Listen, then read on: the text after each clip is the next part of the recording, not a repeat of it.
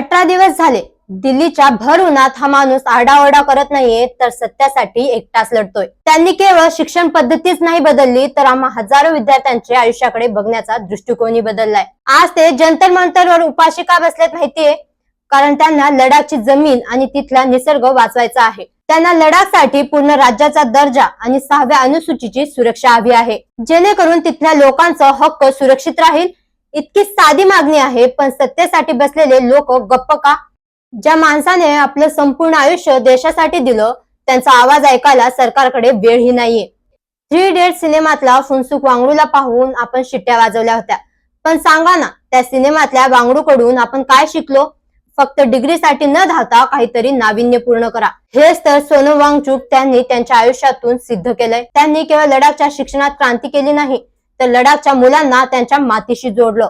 आज स्वतःच्या हक्कासाठी रस्त्यावर उतरलेत, कारण त्यांना लडाखला पूर्ण राज्याचा दर्जा हवाय आणि 6व्या अनुसूचीचं सुरक्षा हवे.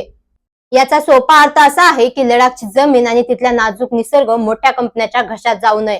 तिथल्या आदिवासी लोकांचं जमिनीवरचा हक्क कायम राहावा. पण सरकारला हे ऐकायचंच नाहीये. आणि मला एक सांगा, ज्या माणसाने आपल्या विज्ञानाच्या आणि इंजिनिअरिंगचा ज्ञानाचा उपयोग हिमालयातल्या लोकांचे आयुष्य सोपे करण्यासाठी केला, तो आज त्याच भूमीसाठी उपोषणाला बसलाय.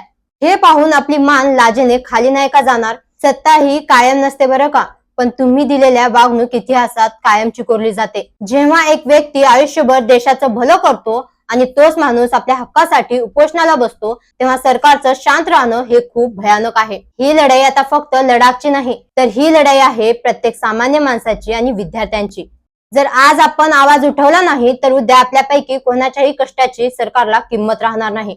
ज्या मंत्र्यांना लोकांचे प्रश्न सोडवता येत नाहीत ना, त्यांना खुर्चीवर राहण्याचा नैतिक अधिकार उरलेलाच नाहीये.